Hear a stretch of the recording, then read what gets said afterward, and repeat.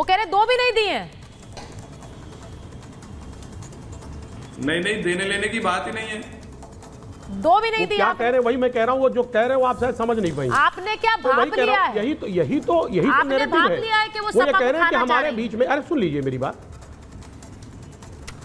अरे सुनिए ना, अरे पहले तो आरएलडी बचाए, अपने आप को बचाए कि साहब बीजेपी के साथ में है। वो वही बीजेपी है जो अकाली दल को उसने खत्म कर दिया।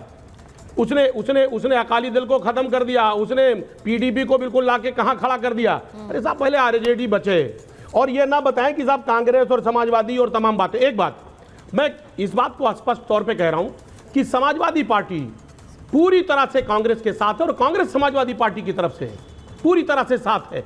इसमें कहीं कोई मनगढ़ंत बात नहीं होनी चाहिए और लोग नैरेटिव सेट करते रहे।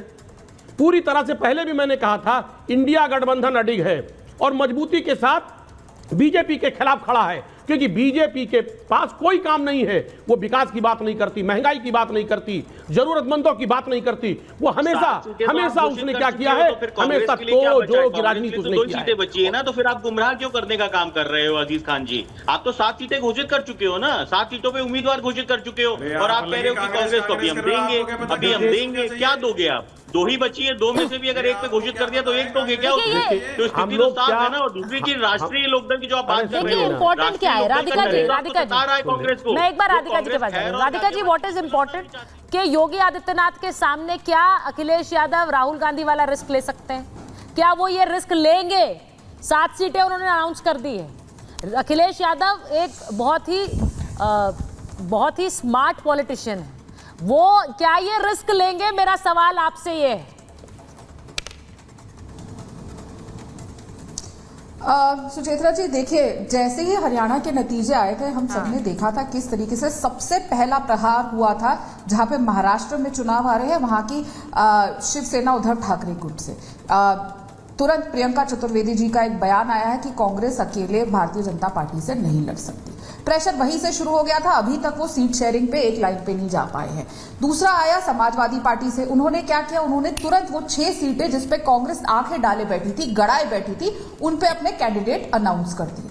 अरे पहली मीटिंग नहीं हुई, कुछ नहीं हुआ, और जो गठबंधन के साथ ही उन्होंने 6 कैंडिडेट अपने अनाउंस भी कर दिए और फिर भीख में इनको दौर दे रहे हैं। लेकिन यहाँ पे समाजवादी पार्टी के प्रवक्ता बोल रहे थे, गिनवाइए योगी आदित्यनाथ जी ने और भारतीय जनता पार्टी की गवर्नमेंट ने क्या काम किए। अरे भाई साहब, सबसे बड़ा काम जो हमने किया ना, उत्तर प्रदेश का नाम बदलने का काम किया, जो आपके समय में सिर्फ माफिया राज, गुंडा राज और परिवार राज के नाम से जाना जाता था। आज वो राम लल्ला के नाम से जाना जाता है। आज वही उत्तर प्रदेश में 0 टॉलरेंस है क्राइम के अगेंस्ट। इसीलिए आज जब वहां पे क्राइम के अगेंस्ट कड़े कानून के तहत कड़ी चीजें करी जाती है, तो आप लोग घबराते हुए आते हैं। कभी डीएनए की मांग करते हैं, कभी कहते हैं कि जो गोली मार दी गई इनकाउंटर में पैर के ऊपर, वो भी साजिश है। आप लोगों को जब क्रिमिनल पकड़े जाते हैं, उसमें साजिश दिखाई देती है। आप ये कैसे भूल सकते हैं कि उत्तर प्रदेश में 96 लाख एमएसएमई यूनिट्स है, जो देश में नंबर 1 पे है।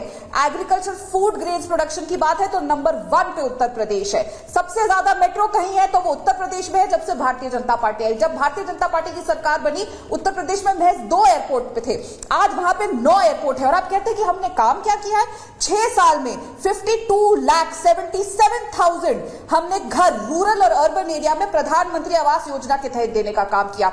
1 लाख से ज्यादा अधिक घर हमने सीएम आवास योजना के नाम पे देने का काम किया। और आप कहते हैं हमने क्या किया? अटल पेंशन बीमा योजना के तहत सबसे ज्यादा बेनिफिट्स अटल पेंशन बीमा योजना के अगर किसी प्रदेश में मिल रहे हैं तो वो उत्तर प्रदेश में मिल रहे हैं। और आप कहते हैं कि हमने उत्तर प्रदेश में एक काम गिनवा दीजिए क्या किया। उत्तर प्रदेश की लखनऊ की आपने बात करी, तो इतनी बड़ी जो आउटर रिंग रोड बनाई जा रही है, इतने करीबन 104 किलोमीटर की, वो किसने बनाने का काम किया? वो हम कर रहे हैं। आप लोगों ने कुछ नहीं किया था। आपने सिर्फ उत्तर प्रदेश या लखनऊ हो उसको गुंडा राज की तरफ ले जाने का काम किया। राधिका जी, मैं एक बार जरा अजीज खान जी के पास जाऊं। तो एक टोटो की सीट चुराते हैं दिल्ली में, ये टूटी चुराते थे। मैं अखिलेश जी के सवाल पर आऊं उससे पहले अजीज खान साहब, जरा एक मैं बताना चाह रही हूं कि बहराइच हिंसा पर वहां योगी आदित्यनाथ की सरकार क्या क्या कर रही है। क्योंकि जब हिंसा होती है तो वो हिंसा बीजेपी ने कराई है, जब उस पर एक्शन होता है तो उस एक्शन पर भी सवाल आप उठाते हैं। एक और बड़ा एक्शन वहां पर लिया गया है, और आज वो क्या था हिंसा के बाद वहां पर फिर बड़ी कार्रवाई हुई है, वहां पर एएसपी को हटा दिया गया है। एएसपी पवित्र मोहन त्रिपाठी वहां से हटाए गए हैं। आप लोग लगातार ये कहते थे बड़े अधिकारियों पर कार्रवाई कब होगी। दुर्गा प्रसाद तिवारी को वहां पर तैनात किया गया है और एसटीएफ अब आरोपियों की धरपकड़ में लगा दी गई है। 110 से ज्यादा उपद्रवी वहां गिरफ्तार किए गए हैं। और आपकी जानकारी के लिए बताऊं कि ये उपद्रवी दोनों तरफ के लोग हैं, जिन्होंने वहां पर दंगा किया और उसके बाद जिन्होंने उपद्रव फैलाया, लोगों की दुकानें जला दी, लोगों के घर जला दिए, उन पर भी ये क्रैकडाउन हुआ है। तो ये एक तरफा क्रैकडाउन नहीं है, पहली बात। और दूसरी बात आपसे पूछ रही हूं जो मैंने डीजीपी सर से पूछी, अगर दंगा सरकारें कराती हैं तो आपकी सरकार के राज्य में 9 बड़े दंगे हुए। मुजफ्फरनगर दंगा क्या आपकी सरकार ने कराया था?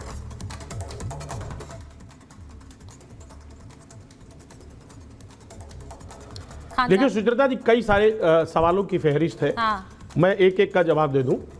पहले तो अभी राधिका जी ने सीट शेयरिंग के बारे में बात किया था, पहले उस पर बात कर लूं। देखिए इन्होंने सीट शेयरिंग पे क्या किया। इन्होंने ओम प्रकाश राजभर को कितना दिया, संजय निषाद जी को कितना दिया, आरजेडी को कितना दिया, आरएलडी को कितना, आरजेडी को कितना दिया और अनुप्रिया पटेल जी को कितना दिया। हाँ। सबको साइड में कर दिया। ये अरे सुनिए ना मेरी बात। हाँ, आप बोलिए। इन्होंने सीट शेयरिंग का जो काम किया वो कैसे किया, किन परिस्थितियों में किया, वो आप जान रहे, कैसे साथ में लेकर अपने साथियों को चल रहे हैं। हाँ। दूसरी बात, मैं कह रहा हूं ठीक है एक्शन लिया, वहां के एसपी को हटा दिया, डिप्टी एसपी को हटा दिया, जो भी कुछ कार्रवाई किया, लेकिन मेरा एक भाई मारा गया ना, वो वापस आएगा क्या? वहां पर अगर एक भाई मेरा मारा गया, राम गोपाल मिश्रा, उसकी भरपाई कैसे करेंगे आप? जिस तरह वहां दंगा हुआ, एक भाई मारा गया, उसकी भरपाई कैसे करेंगे? बहुत कार्रवाई आप कर दें, तमाम अधिकारियों को आप मुअत्तल कर दें, निलंबित कर दें, हटा दें, लेकिन जिस तरह एक शख्स की मौत हो गई, तमाम घर को जला दिया गया, तमाम तरीके के वाहन जला दिए गए, तमाम बड़ा क्षति हुआ, भाई मारा गया। इसकी भरपाई कौन करेगा? मुजफ्फरनगर दंगों में भी 62 लोग मारे गए थे, उसकी भरपाई कौन करेगा? उसकी भरपाई कौन करेगा, मुझे ये बताइए। एक जान की परवाह है नहीं। अजीज खान साहब, सीधे देखिए, मैंने ये कहा कि डबल एजेंडा नहीं है। या तो सरकारें दंगों के पीछे है या फिर सरकारें दंगों को कंट्रोल नहीं कर पाती है, उनकी विफलता है। पैमाना आपके लिए भी वही है, उनके लिए भी वही है। सुचित्रा जी मुझे 10 सेकंड दे दे। हाँ बोले आप। 10 सेकंड प्लीज। यही बीजेपी है। माननीय योगी जी ने क्या कहा था, दंगा मुक्त प्रदेश है, ठीक है, हो गया है। गुंडे माफिया सब छोड़कर उत्तर प्रदेश भाग गए। अगर दंगा मुक्त प्रदेश था तो ये दंगा कैसे हो रहा है, और गुंडे माफिया कैसे हावी हो रहे हैं उत्तर प्रदेश में? तमाम क्राइम हो रहा है, तमाम लूटमार हो रहा है। आप जरा अखबार उठा करके देखिए, सुबह अगर देखेंगे तो पूरा एक पेज भरा रहता है, यहाँ चोरी हो गई, यहाँ मर्डर हो गया, यहाँ रेप हो गया। कैसे हो रहा है? अगर गुंडे नहीं थे तो गुंडे आए कहां से? माननीय योगी जी ने दावा किया था कि गुंडे उत्तर प्रदेश छोड़ के भाग गए, दंगा मुक्त प्रदेश। फिर अगर दंगा मुक्त प्रदेश था तो ये दंगा हुआ कैसे? और एक भाई की जान चली गई, उसके बदले में आप कैसे भरपाई करेंगे? हम जानना चाहते हैं भाई। दंगे मुक्त प्रदेश, डीजीपी सर एक बार आपके पास आ रही हूँ, फिर राधिका जी आपके पास आऊंगी। दंगा मुक्त प्रदेश बार बार योगी आदित्यनाथ की सरकार कहती है। वो कह रहे हैं अगर दंगा मुक्त प्रदेश था तो ये कैसे हुआ, ये क्यों होने दिया, इसकी जिम्मेदारी किसकी है?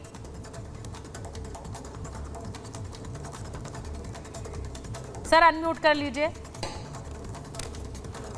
सुचरिता जी, ये बातें सांकेतिक होती है, जैसे पहले आए दिन दंगे होते थे। ये दंगा हुआ है, गंभीर दंगा है, और इसकी जिम्मेदारी शासन, प्रशासन, पुलिस इससे हाथ नहीं धो सकता है और उसकी जिम्मेदारी निर्धारित करनी होगी। लेकिन पहले से आपने बार बार मुजफ्फरनगर दंगे की बात की, 100 सोनार की, 1 लोहार की। बहराइच ऐसे 100 दंगे एक तरफ, मुजफ्फरनगर का एक दंगा एक तरफ। तमाम जो दंगे होते थे और जिस प्रकार के विभत्स दंगे होते थे, इंक्वायरी कमीशन बैठा तब भी हमने कोई कार्रवाई नहीं की। न हमने इंक्वायरी कमीशन जो हुआ था जस्टिस सहाय कमीशन का, उसकी भी हमने कोई कार्रवाई, एक्शन नहीं लिया। लेकिन जो संकेत जाता है, डॉक्टर अजीज खान साहब की मैं बड़ी इज्जत करता हूं, लेकिन चरमपंथियों के मुकदमे वापस लेने का इसका क्या तर्क? एसटीएफ के अफसरान और मेरे ऊपर कत्ल का मुकदमा लिखाने का क्या पर्पस था? मैं तो बूढ़ा आदमी, रिटायर हो चुका था, न लेना एक न देना दो, तब भी सब चीजों से दूर था, आज भी हर चीज से दूर हूं। एक मुकदमा आपने, क्योंकि एक चरमपंथी लू खा के मर गया, तो इस बात की सजा की आपने चरमपंथियों की तरफ आंख उठा करके देखने की हिम्मत कैसे की? ये तमाम चीजें हैं जिसके बारे में आपको सोचना होगा और जीरो टॉलरेंस की स्पिरिट में आपको लाना होगा। जो देश का दुश्मन वो हम सबका दुश्मन। आपने बहुत अच्छी बात कही, माकूल बात कही कि जो आदमी चला गया वो आपका था, हम सबका था। उसकी भरपाई नहीं हो सकती है। लेकिन राष्ट्र विरोधी तत्वों के प्रति अगर उदार दृष्टिकोण है, ये चीज भी आपको सोचना होगा और इसमें भी वही जीरो टॉलरेंस दिखानी होगी। दंगे तब भी होते थे, लेकिन दंगों के बाद जिस तरीके से खुली जीप में एक मरहूम माफिया खुली जिप्सी में बैठ के घूमता था, वो सीन कम से कम आज नहीं था। सुचरिता जी, आप लोग तो पता नहीं उस वक्त कहां थे, लेकिन मैंने वो भी दुर्दिन देखा था जब गाजीपुर के दंगों में और उस तरफ की साइड के दंगों में मुख्तार अंसारी खुली जीप में बैठ करके घूमता था, दंगा होता था और आगजनी होती रहती थी। वो भी सीन हमने देखा है और आज भी देखा। ये दंगा हुआ, इससे हमको इनकार नहीं कर सकते हैं, और दंगा बुरा हुआ था, ये अवॉइडेबल था, इसमें कार्रवाई होनी चाहिए थी। लेकिन अब चलिए, एडिशनल एसपी पवित्र मोहन का हटाए गए। ये उम्मीद की जाती है कि और भी अगर कोई मुलव्विस हो या लापरवाही में कर्तव्य के प्रति उदासीन हो, उसके खिलाफ भी कठोर कार्रवाई होनी ही चाहिए, क्योंकि कम्युनल सिचुएशन में माफी का खाना नहीं होता, न जनता के लिए न पुलिस के लिए।